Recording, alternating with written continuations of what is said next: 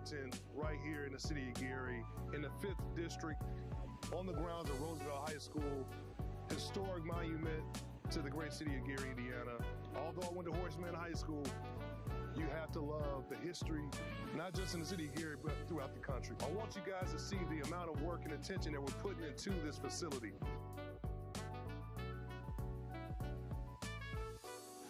We're here today at Roosevelt, and this is one of what, I think 6 or 7, right, Mayor, of projects that are called the Jewel Parks around the entire city that we're working on, and fixing parking lots and tennis courts and basketball courts and baseball fields.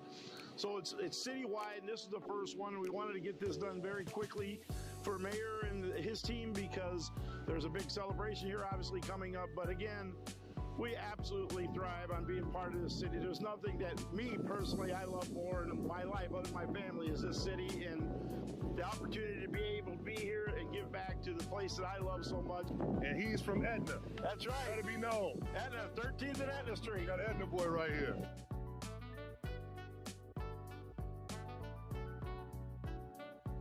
Investing in the parking lots, in the tennis courts, in the basketball courts, beautifying this entire area right here in the Midtown area in the city of Gary. This is just a start, folks. Today, we're not just breaking ground on a building. We're breaking ground on hope, opportunity, and truly transformation. The Tolleson Opportunity Campus will be more than a facility. It will be a space for our youth, a wellness hub for our families, and the support system for tomorrow. So this will be the brand new lobby, reception area, new coffee shop in this corner over here. That area underneath there is all the new Methodist Health Space. Right here we'll have another main stairway coming up so that you can go up to here where we're gonna have like the workout area that will then lead into a track that will go around the gym, overlooking the gym downwards. Hey, what's up, everyone? This is Mayor Eddie Melton right here in the great city of Gary, Indiana, and I am truly excited to be on the site of the new YMCA that is built right here on the Tolleson campus in the city of Gary. Right now we're coming through, detailing all the steel, finishing up all of our welded connections. After you jump the next foundation line, looking at the 3 basketball courts are going to be right through here. Would you join in the fun? I'm not going to play basketball. No? So today we're going to tour the site. It's an honor and a pleasure to just talk with the leaders that's on this project, with Powers & Son Construction, Berglund Construction, and the entire team. I am Mayman Powers with Powers & Sons Construction. We're excited to be here at the new YMCA at Tolleson in Gary, Indiana. I grew up just blocks away from here, so it's just amazing to see and so proud of the investment that the YMCA, Boys and Girls Club, and Methodist Hospitals are putting into our community. This is going to be great for the city of Gary and great for the local neighborhood. I am Alex Morawski, project manager for Berglund Construction, lead project manager. Good afternoon, everyone. Welcome to the December 18th, 2025 meeting of the City of Gary Plan Commission.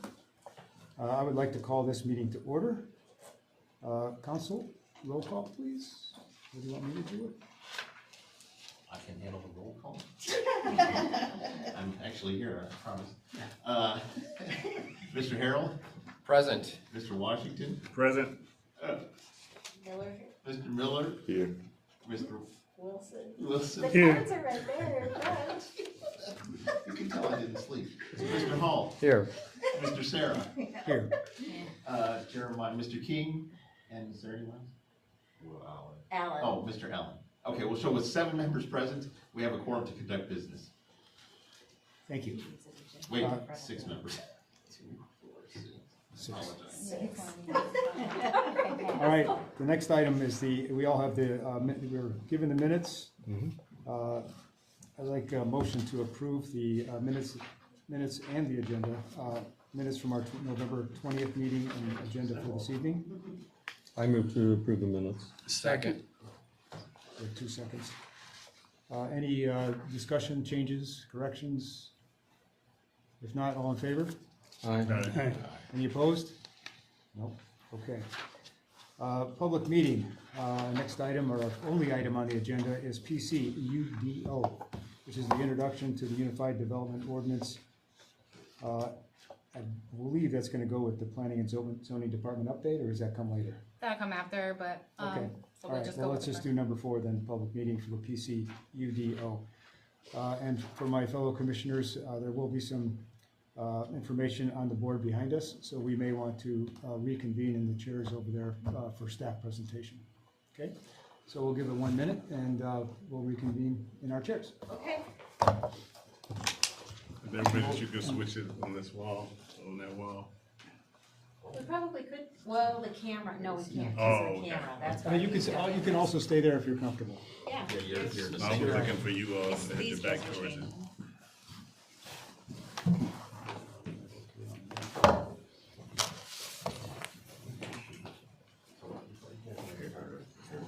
changing.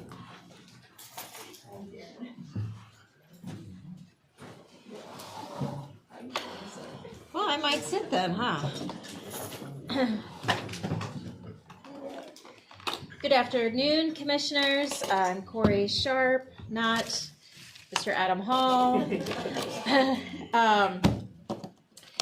Our team has been working very hard on this updated Unified Development Ordinance. The reason why we're calling it a Unified Development Ordinance is because we are combining multiple ordinances into one. For instance, we have a separate subdivision ordinance, we have a separate floodplain ordinance, we have a separate airport ordinance, and we have a separate zoning ordinance, among other things. We are now combining them into one book, a unified code book. So it'll be an easy reference point for a lot of individuals.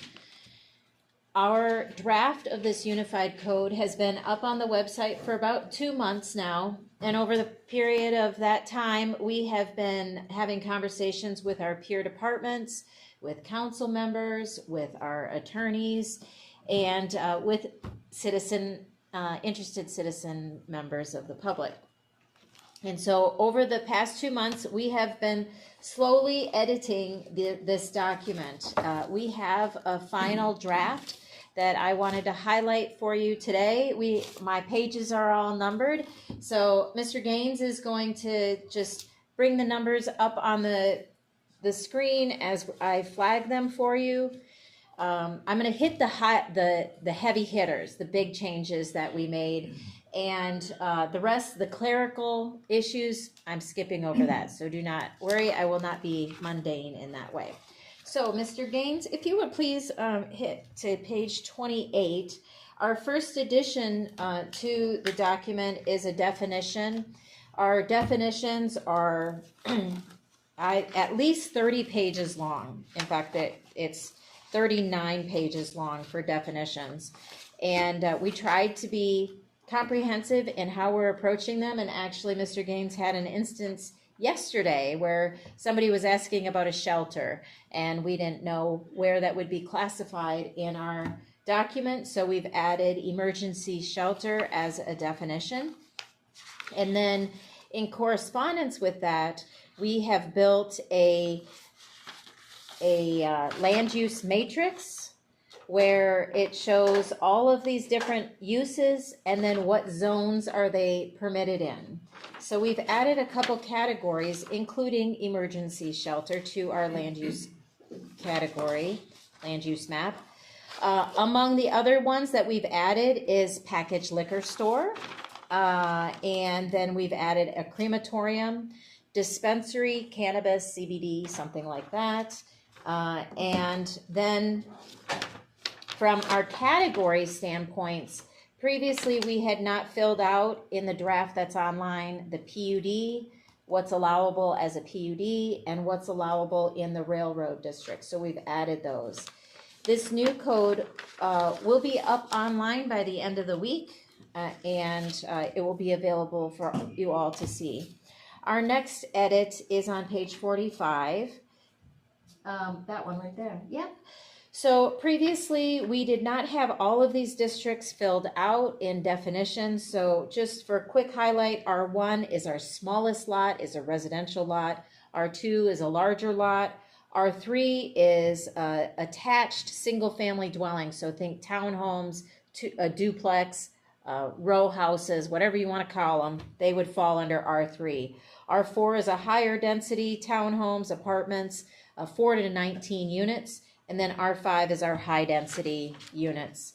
Then on the next page, we made some edits to the actual categories based on conversations with our redevelopment team and the planning team. The first highlight is our maximum height structures for R4 and R5 has been increased from to 50 to 75 respectively. And then we added in, after some dialogue, we added in some criteria around the accessory structure, the maximum quantity.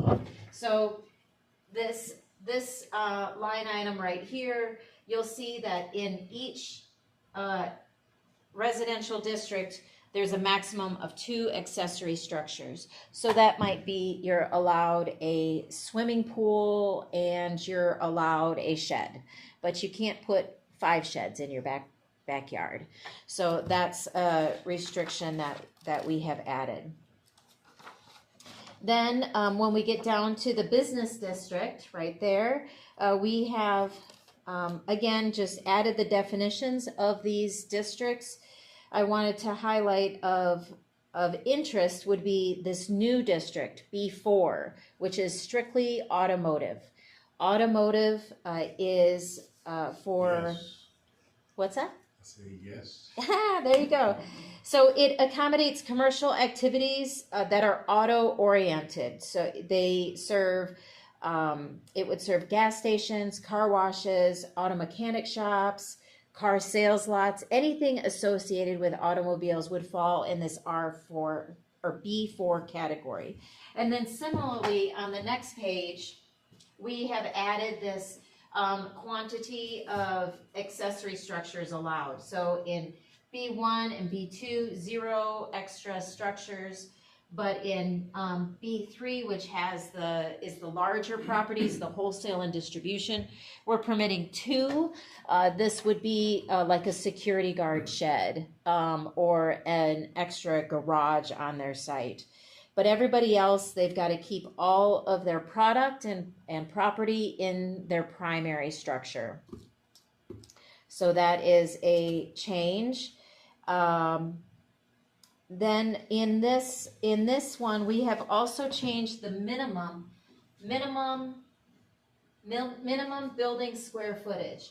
So B1 is meant for our small businesses. We want a minimum square footage of 1,000 feet. B2, the larger, think Applebee's and above, 15,000 square feet. The warehouse and distribution, 25,000 square feet. And automotive, minimum of 2,000 square feet. This means that, so if you're going to have a gas station, your minimum building footprint is 2,000 square feet. You can't have a little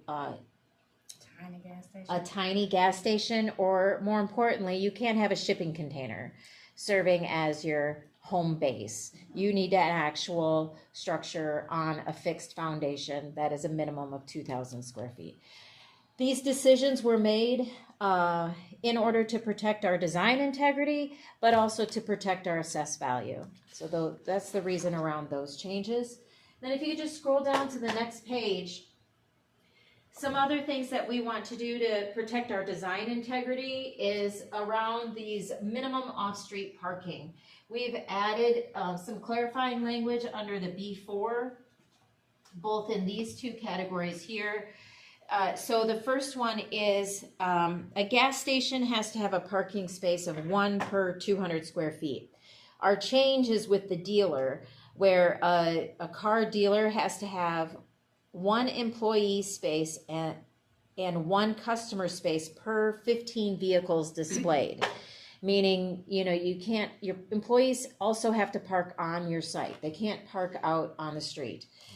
And then similarly, the section down just below that, maximum off-street parking, meaning the parking on site, has to be 1 space per 320 square feet of asphalt, including the cars displayed. So that essentially establishes this criteria that you can't smash 100 cars on a site where it really is intended to have 60 cars. You need to be able to walk, you need to be able to open doors, it needs to be presentable to the public.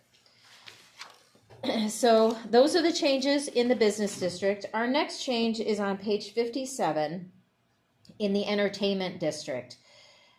The entertainment district is well, it will be the casino and the convention center, and that whole area around there. We previously had a height limitation to that.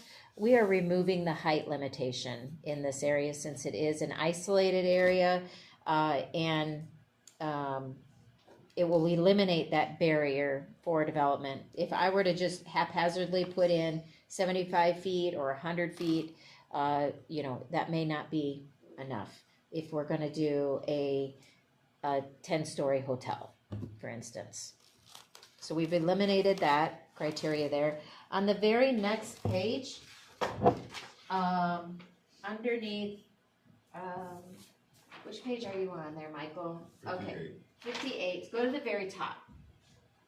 This whole section right here is building or pedestrian orientation. This is a design standard where we're saying you have to be able to build a network for pedestrians too, not just cars. And we've added a sentence on the next page, D, connect to adjacent pedestrian network systems. So not only do you have to have interior, but if you have a sidewalk, you need to run a pedestrian connection to that sidewalk outside of that. Okay, our next update is under our destination district, page 61. This is also an edit to the building heights in the civic, destination civic, and destination institution. We have increased the height limits to 75 and 100 feet. This just, again, gets to what we have already and what we expect to have coming down the line. The next edit is underneath mixed use. This is, again, one more page down. Again, with the height, increasing the height limit to 100 feet in downtown. 100 feet is basically an 8-story building with mechanical structures on top of it. So if that kind of gives you a clue on what that is.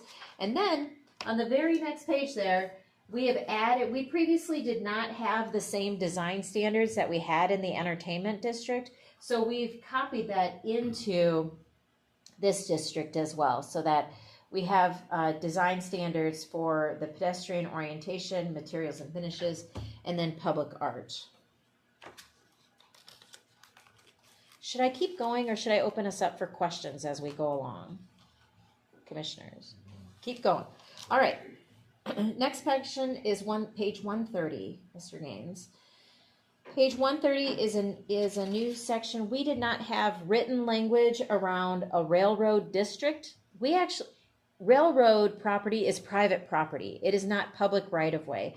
So when the railroad comes in and says, I want to do this on my property, we don't have a district to say yes or no. Now we will have a district. Specifically, we will have setbacks. We will have maximum heights for fences. And we have signage that... The signage inside the railroad needs to serve as communication for the railroad. It's a traffic management standpoint, but billboards or community signs are not permitted in the railroad property. Again, that's for safety and rail clearances. Our next addition is page 142 underneath accessory use and building standards. Previously on our land use matrix, the 11 by 17 fold out, we had said, yes, you can have accessory dwelling units. That is a small home secondary to your primary home on your property. But we did not have design standards around that. And so we have added design standards around accessory dwelling units, basically saying that they are a secondary home on your primary home property. It needs to be owned by the same property owner. You can't condo out your property owner. It needs to be occupied by the owner.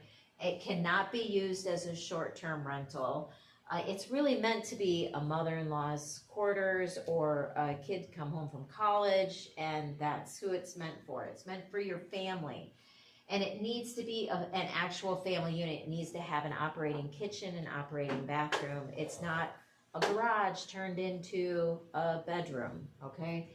And then it has a minimum and a maximum size. So it is meant to be a smaller unit. And actually, now that I see this maximum, I don't think that maximum should be there. The minimum is 250 square feet, so it can be a tiny she shed, tiny house. It can be a tiny house. But again, it's secondary to your primary house. Yes, sir. In terms of the restriction on short-term rentals, the state, has this overarching thing that doesn't let us do anything with this. Does that supersede this, or? Well, our short-term rental, our ordinance there, we do follow the state ordinance, but because this is the secondary to the primary unit, and our short-term rentals are for primary units. So because this is a secondary, that's what this is meant for. I'm gonna flag this maximum square footage though, and see if we need to have more dialogue around that. Our next section is just a couple pages down, page 144. This is the non-commercial solar energy system. We have two ordinances in here, two sections that deal with solar. The first section is this one, which is non-commercial, meaning this is for private consumption. And it is, in the end, it is a development standard. It is not a land use district. So if you plan on putting rooftop units on your house, you have some design standards that you need to follow. It primarily says that you can't encroach into easements, and that you need to be structurally sound. The electrical components are safe. It's just really a safety measure for putting solar. That's not hooked in, that's not serving as a public utility. Okay, so it's not a solar farm. That would be out of our commercial solar ordinance.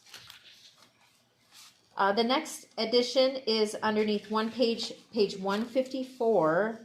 This is underneath the development plan. This is a whole new section that we added, and we've previously kind of gone through that, so I'm not going to go through it in detail. But, stay there, go to the top of it. So, at the very, what we're requiring now is that all projects of significance have to go through this development plan review. And we are requiring certain things for different types of projects, of which a traffic study. So a traffic study would be required for a large dwelling unit development, a large manufacturing development. I have also added in here this one line that if there is a distribution use that comes through, that too will have to have a traffic study provided as a part of their development plan approval. The next change is on page 161. Underneath prohibited signs, this is the new sign ordinance. And underneath this, we've tackled it in a couple different places in this ordinance. Basically, there's this new trend to hang LED lights around everything, and even around lit signs. And so this is a regulation that would say that that if you're going to illuminate a sign, you cannot outline it with LED strips, and furthermore, your lighting can't be flashing or animated. It's meant to just clean up our design integrity. Similarly, on page 171, I've added this language in under 4F. This is specifically for automobile fueling stations. And I've added this sentence that says LED running and standing lights are prohibited. Just in case, that's really for us, because somebody might come and ask about signage for automobiles. Well, we're going to go right to the automobile section. We're not going to read the front of the section, and we can't memorize it all. So I've put it in a couple different places here. The next edition is on page 185. This is underneath our landscape section. I have added a section here that is underneath, it's a subset underneath landscape buffer yard requirements, and I've added a Lake Michigan coastal dune buffer. I'm just going to read the purpose of the statement real quick. The purpose of the Lake Michigan coastal dune buffer is to protect, restore, and preserve the unique ecological character of the Gary, Indiana shoreline. This section is intended to A, safeguard the stability of the coastal dune system against erosion and degradation. B, restore native duneland habitats through the reintroduction of indigenous vegetation. C, provide sustainable low-impact public access to the lakefront without compromising ecological integrity. And D, establish a transition zone between upland development and the sensitive Lakeshore, Michigan. So the technicalities of this is that basically all of our dune, our sand along the shoreline it will be protected as a buffer, and that if we, the city, or any private entity seeks to encroach it, walkways need to be non-invasive, and that means basically a boardwalk. A boardwalk needs to be, if there's a designated walkway, it needs to be a boardwalk system.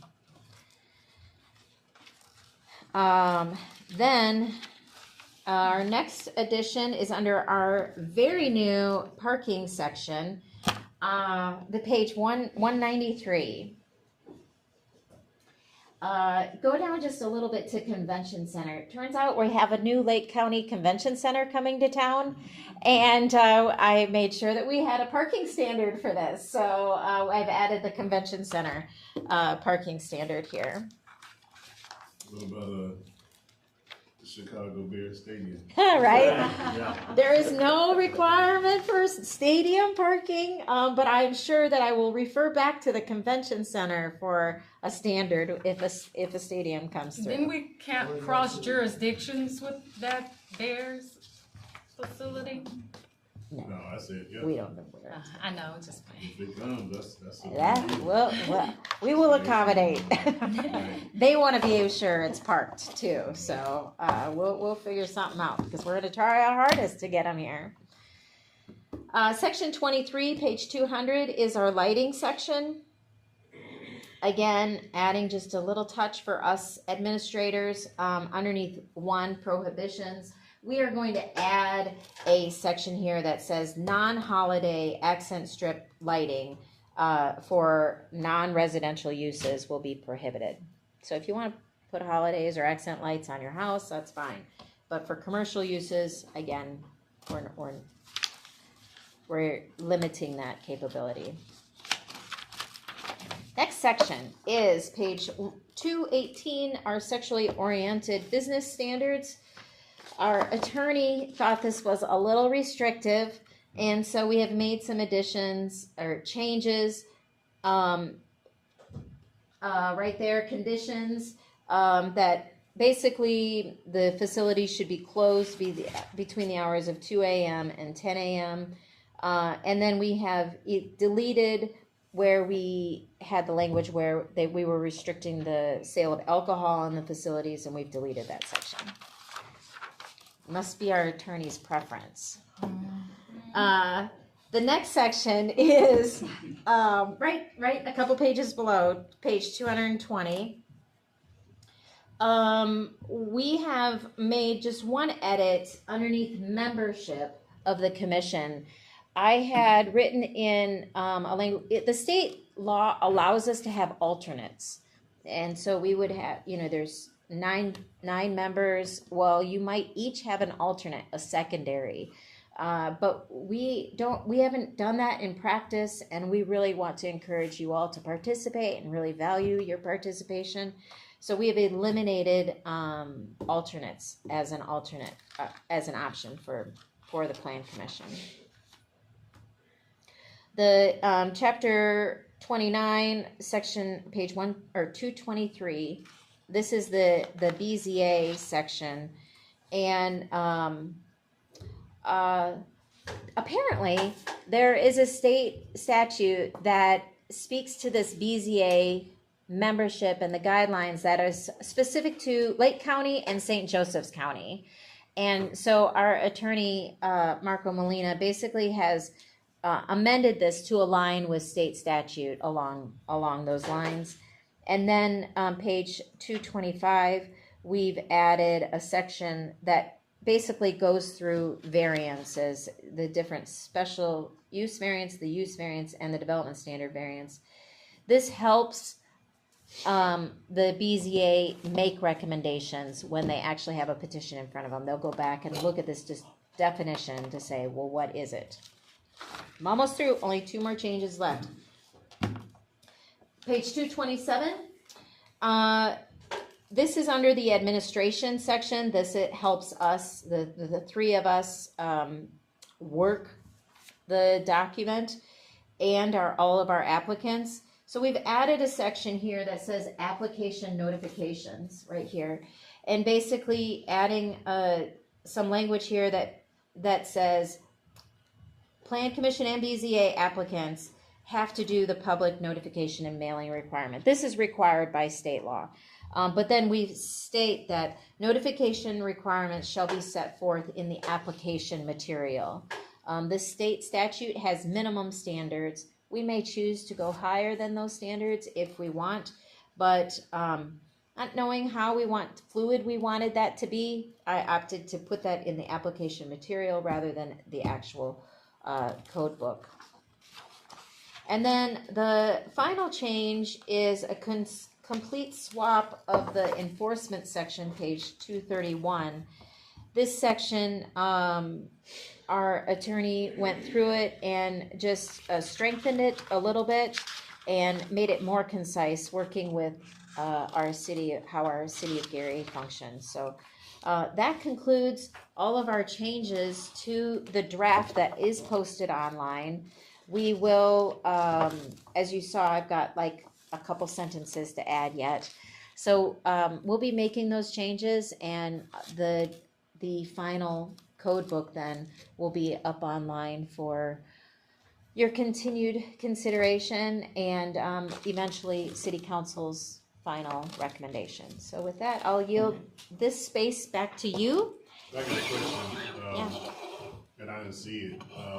Was there any specific detailed instruction about daycares? So daycares are underneath the special use. Let me pull up. They are allowed underneath specific categories. We don't have a specific daycare section, but we do have language in there that addresses some of our issues with home daycares. For instance, underneath the sign ordinance, we have language in there that says residential home occupations have to follow the residential standard versus the business standard. So if you have a daycare in a home, you can't put up signs and you can't put up banners saying now enrolling. You can't have flashing lights around your windows saying welcome kids, that kind of thing. It needs to be a residential character. Our special use application actually has strengthened our applicant, it's strengthened what we're reviewing, but it also has decreased the number of applicants because we have professionalized our application system. Last year, I believe we had more than a dozen applicants come through, meaning 24 for a special use exception for daycares. This year, I think we've had 3 or 4 total. We are requiring floor plans, we are requiring home inspections, and those are all dealt underneath the application criteria rather than in the ordinance. I just want to make sure because it's going to get a lot of questions. especially from the council, because there has been an overabundance before you got here of daycare centers, and making sure staff is, and bringing up the issue about floor plans, everything. Like, one of the other concerns, and I guess is a state concern, is that they're coming to the city for approval for zoning before they even get their license through the state. And that just seems like it's kind of backwards. And I didn't know, since we were in session now, was this something that we needed to kind of talk with the legislators or talk to that agency that puts that together? And that's just a thought, because I know the council is kind of like, They just did that this year. every time we look up, we see all of these centers popping up, and a lot of times the people, and Attorney Molina knows this, they're not being honest about if they're living there, if they're not living there, and it's putting a strain on your staff. And, you know, I want, see, I know it's not that, but something that's clear defined, so when Attorney Molina comes before the council, that, you know, certain council people are gonna be asking a whole lot of questions regarding daycares. Give me 1 second. I do believe that having zoning be the first stop before they go to the state is the right step, because we want to be able to control.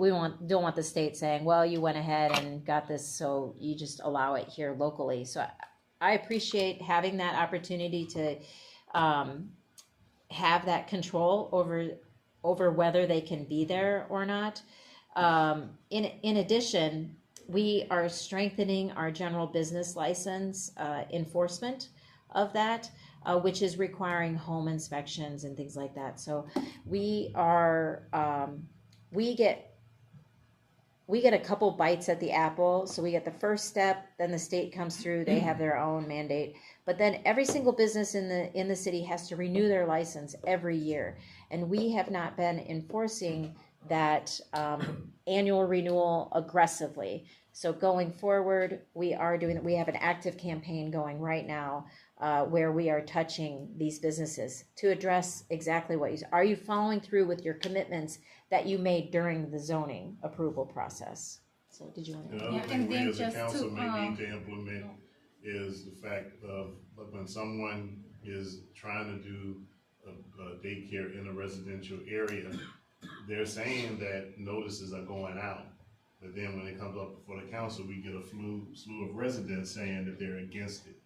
And so, I don't know, maybe Attorney Molina may talk to President Williams on our part, because we're trying to figure out on our end what we can deny and can't, because one thing that we don't want to see, 5,000 daycare centers in here. I'm not against, but other people a lot of these individuals that's developing these daycare centers don't actually live in the city. They're coming from Illinois and other areas. They're saying that they're gonna live there, but they really don't, and they're actually in Chicago. And they're trying to get through the process so they can go back and do so. I'm just trying to figure out a way, because we were at the point where we were going to just start saying no to everything that came before us, but legitimately we don't know if that's legal, if you can actually do something like that, if they do everything that they're supposed to do. So that's just something to put in the back of your calendar. And just as a caveat to tap on, I review the mailings. Mr. Gaines reviewed the mailings. Attorney Molina, we're getting a lot better than that, but we have strict alignments, which is why we got 4. So we have strict adherence, which means you in your zoning approval page, it tells you exactly what you cannot do, the hours. It is very detail oriented, and it follows them to council. So as you start seeing those 4 come in, you'll notice that there's like strict adherence to what we would what we're looking to see, and that encompass all of the concerns that we were having, which is why a lot of people have stepped back and no longer are trying to come here, because the process is the punishment. It's something that you want to do. You got to put forth the effort and show your interest, and that puts power into the individuals that make it through that process. That means they're going to put forth that more effort. But I think we're capturing a lot of that in that regulation process. I think before let's have you guys move back up, so that way you're at least catching your voices on the machines here, and then I'll wrap around you here. Okay,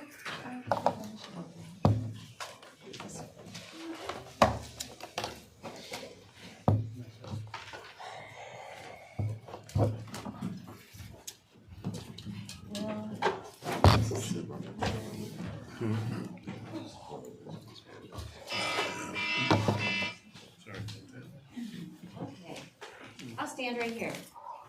Yes, sir. This may be actually more of a council sort of thing, but the settlement, or the homeless, whatever that was, that just came up, that you had to make a change for. Do we have a process for changing, updating the plan, the zoning regulations going forward? In other words, we don't end up 20 years from now with all these backed up things that haven't been changed, that we can do it as issues come up. The process is laid out in the state code, and it's what we've done today. We're gonna have a public hearing. Anytime you see a rezone, it's somebody asking to change the code or the map. And so it's that same process. So if we find something that we wanna add, we can just go through that process. Okay. Yeah, we don't have to wait every 10 years to update the code. Okay, thanks. Yeah. Are there any other questions for staff? I have a question. Yes. Regarding AI data centers, they're popping up all over the nation. A lot of communities are having huge issues with them, placement. Locally, Hobart's pushing back really hard. Do we have anything to foresee and plan for a data center that could potentially, one day, it's probably gonna land in our backyard? We do. In our land use matrix, we have data centers here as a potential use, and then we show where they're permitted at, and they would be permitted under M2, the land use code M2, which is the larger industrial type lots. Thank you. You're welcome. Okay. Any other questions? No. Corey, Michael, Sylvia, thank you very much for this very good presentation. Appreciate it. I'm going to open this up for public comment. Tom, if you want to note that Will, just for the record, the Will is. Yes. Thank you so for we coming. have 7 people. Okay, we now have 7 people in attendance for this meeting. So, we'll open it up for a public comment period now. Anybody wish to speak? Do we need to come up front or? Yes, please. Yeah. Come up, Ms. Carey. It's kind of Thank tricky. you. You could speak to us and the camera at the same time. It's kind of, there you go. That's How's a this? great spot. Okay, thank you very much. Thank you for the opportunity to speak. My name is Doreen Carey. I'm with Gary Advocates for Responsible Development, or GARD. We were pleased to have the opportunity to speak to Ms. Sharp about some of the concerns and issues we had regarding zoning. And she did respond to us, and there was a couple of changes that I noticed based on our conversation. But I'd just like you to know, as our commissioners, what the things were that we as the public and people who've spoken to us are concerned about. So I'm just gonna go through these bullet points, and if there's anything that Ms. Sharp or anybody else wants to say with regard to it's in there, it's taken care of, that would be great. So the first thing that we brought up was... Excuse me, before you start, is it concise? Well, it's pretty concise. I don't have a time It's limit. only like 500 bullet points, okay? We appreciate your concise. I'll talk fast. So, where and how does the draft code limit current and future semi-truck parking storage traffic throughout the city? And we did talk about this. There's a number of small locations where people are parking trucks, and it's like they just keep popping up all over the place. So we wondered, how is that going to be controlled, and how are you going to deal with the ones that are already there? And I feel like we got some good responses on that, but we certainly don't want to see that continuing, because you don't want a whole lot of truck parking lots on potentially other valuable commercial property. And some of these ones probably aren't even properly permitted at this time. We don't know for sure, but you know, how did they get here? Maybe they have a business license, maybe they don't, but that's a concern. And where and how does the draft code limit the amount of truck traffic associated with commercial and manufacturing developments?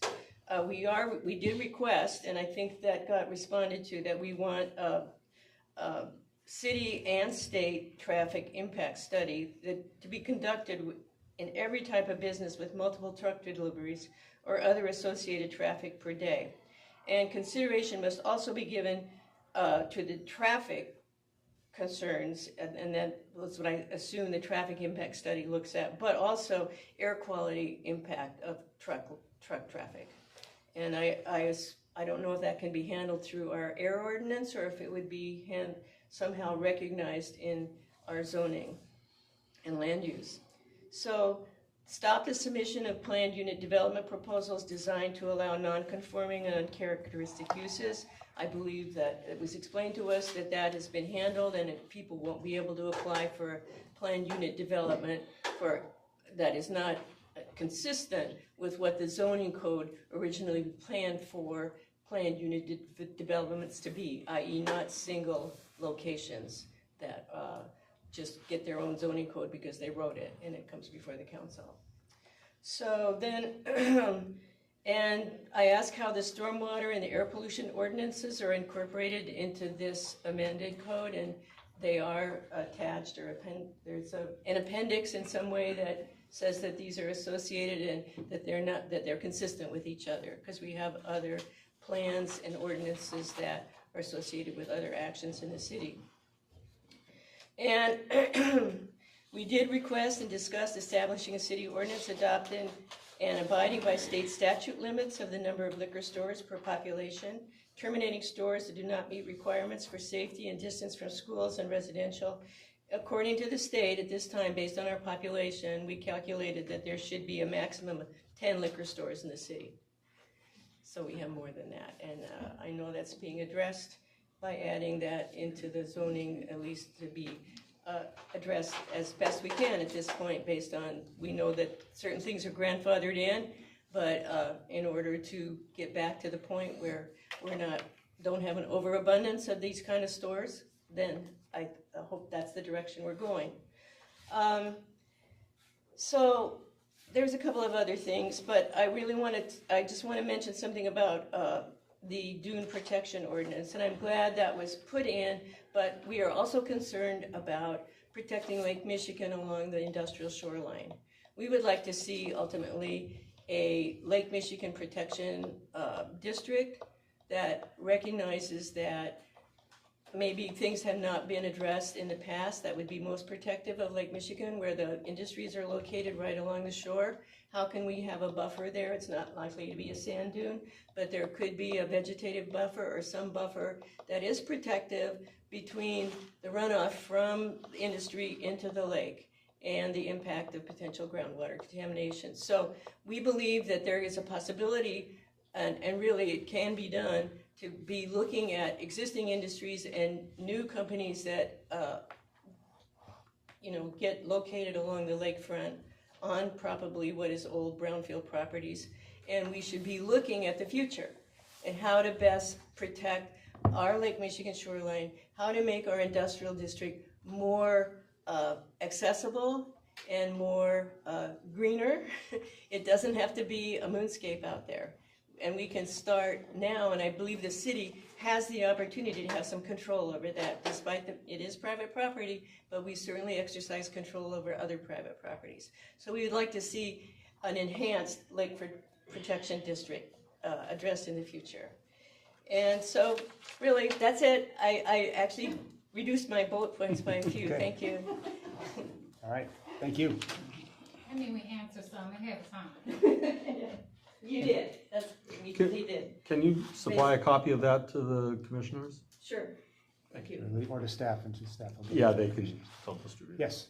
Yeah, I just had a question. I don't know whether it was addressed. Just for the record, you know how it goes. Yeah. Okay. Thank you. So you said that in terms of sexual. State your name. Oh, I'm sorry, Carolyn McCready. I'm a member of GUARD, and you said something about the hours for sexually